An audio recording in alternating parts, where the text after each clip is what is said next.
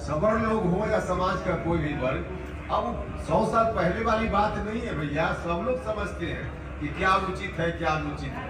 तो ऐसा नहीं कि सवर्ण लोग डाइवर्ट हो जाएंगे या कोई डाइवर्ट हो, कोई डाइवर्ट नहीं होने वाला।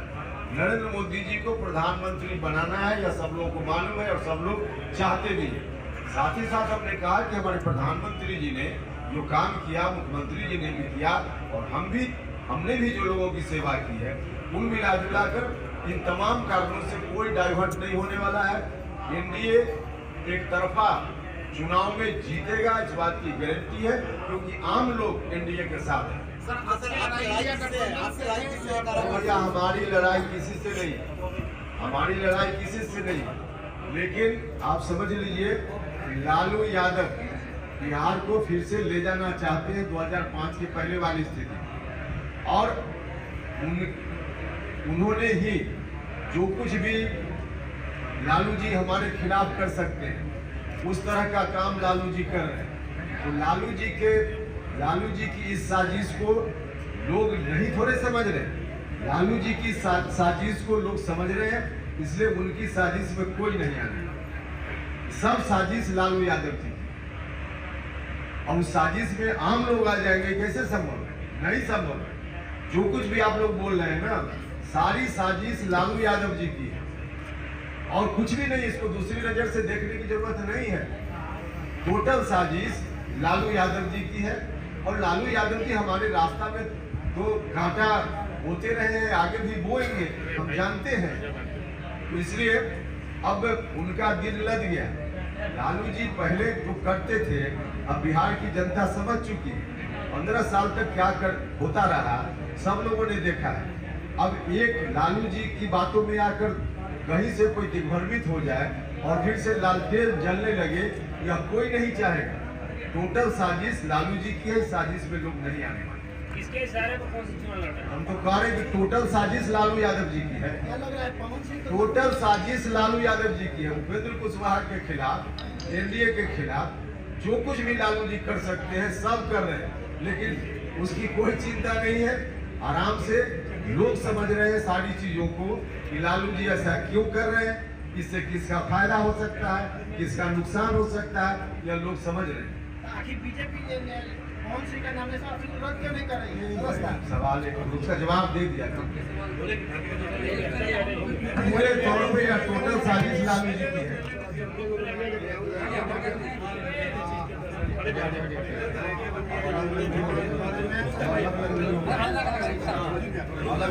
एक साथ अलग अलग नहीं हो पाए।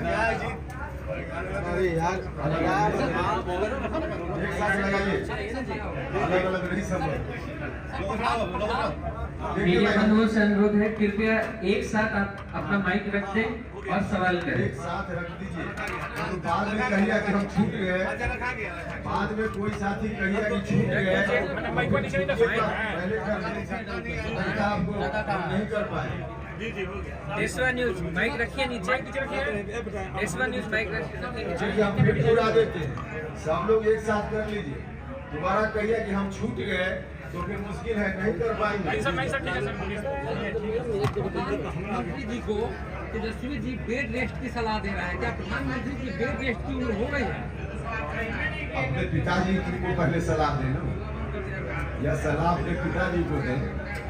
बीमार भी रहते हैं, उम्र भी है, तो अपने पिताजी को देखिए। कोई भी सलाह कोई व्यक्ति दे, उसकी शुरुआत पहले अपने आप से करें, पहले अपने पिताजी को दें।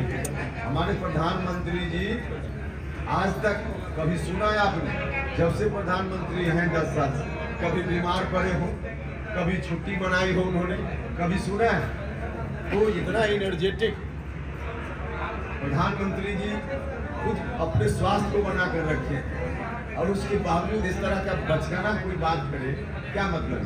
कुछ लोग सर ऊंचे होते पर अंदर सुपरस्टार होते हुए भी राजनीति में कौन सी मलाई है सब जिसके चलते राजनीति में आना चाहते हैं?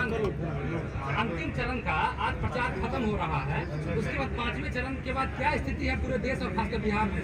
देखिए, पूरे देश की बात की जानकारी मुझको थोड़ी कम है, क्योंकि चुनाव प्रचार में हम इतना व्यस्त हैं, लेकिन बिहार की जानकारी है। और बिहार की जानकारी के अनुसार 40 में 40 की जो कोशिश हम लोगों की है, वह कोशिश बिल्कुल सफल होगी। जहाँ जहाँ मतदान हुआ है उस खबर के आधार पर भी हम कह रहे हैं, और जहाँ होना है उस अनुमान के आधार पर। सीतामढ़ी, हाजीपुर, सारण में क्या रहेगा सर? सब जगह हम तो 40 बिहार भर में सभी सीटों के बारे में कह रहे हैं, तो एक जगह नहीं सभी जगह के बारे में कह रहे हैं। बिल्कुल जो एनडीए ने कहा है पहले, लोग भी मान रहे, 400 पार का जो नारा है उसमें 40 का योगदान देने की ड्यूटी हम लोगों की है, बिहार के लोगों की है, तो 40 में 40 होगा। जी, राहुल जी बोल रहे हैं कि पीएम मोदी पहले ही हार मान चुके हैं। राहुल जी क्या बोल रहे हैं? राहुल राहुल जी की बात करते हैं, राहुल जी क्या बोल रहे हैं, अब उनको क्या कहा जाए? राहुल जी की बातों का कोई मतलब नहीं है, वैसे ही बोलते रहते हैं।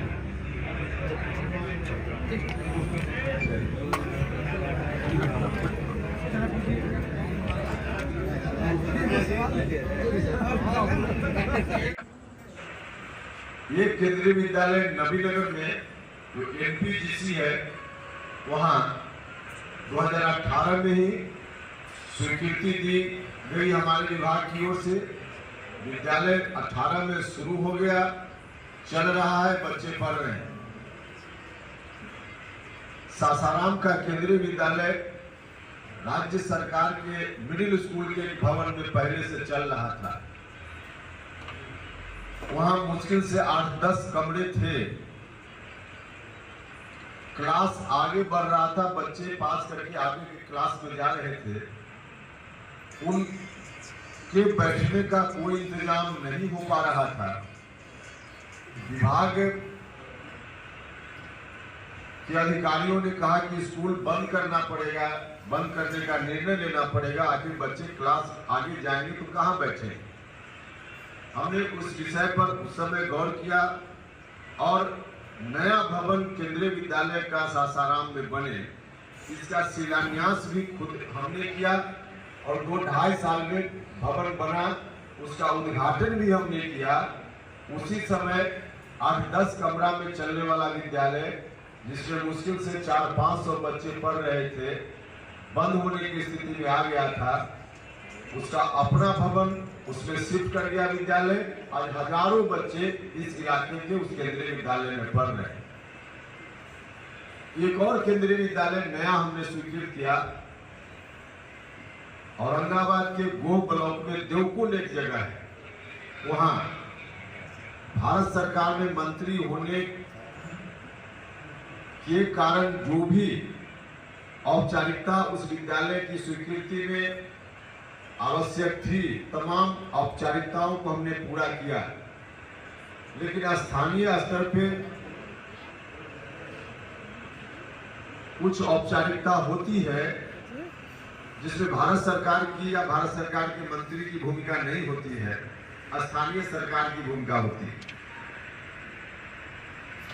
यह नहीं हो पाया, जिसके चलते विद्यालय उस समय शुरू नहीं हुआ। लेकिन आज भी भारत सरकार का वह निर्णय है, प्रस्ताव जिंदा है।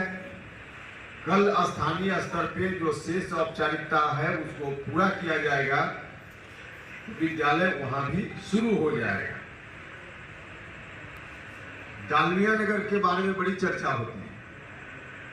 डालमिया नगर में रेल कारखाना लगाने का प्रस्ताव पुराना था जब हम 14 में जीत कर आए। उस प्रस्ताव को इंप्लीमेंट कराने की हमने भरपूर कोशिश की। पता चला उस दौरान कि इसका निर्माण काम तब तक शुरू नहीं हो पाएगा जब तक वहां पूरा जो स्क्रैप उसका पड़ा हुआ है, जो हजारों टन स्क्रैप है, मलबा है, उसको हटाने की प्रक्रिया नहीं होगी। हटेगा नहीं तब तक निर्माण का काम कैसे होगा? हमने जानकारी लेना शुरू किया। पता चला कि स्क्रैप हटाने के लिए विभाग ने उसका दाम लगवाया था, मूल्यांकन कराया था 100 करोड़ से ज्यादा, और फिर विभाग की ओर से नीलामी की जा रही थी, लेकिन उतना दाम में कोई लेने के लिए तैयार ही नहीं था। हमने कोशिश की, रेल मंत्रालय के स्तर पे माननीय तत्कालीन रेल मंत्री जी की उपस्थिति में बैठक हुई जिस बैठक में इस विषय पर गौर किया गया और तब निर्णय लिया विभाग ने कि इसका मूल्यांकन फिर से कराया जाए।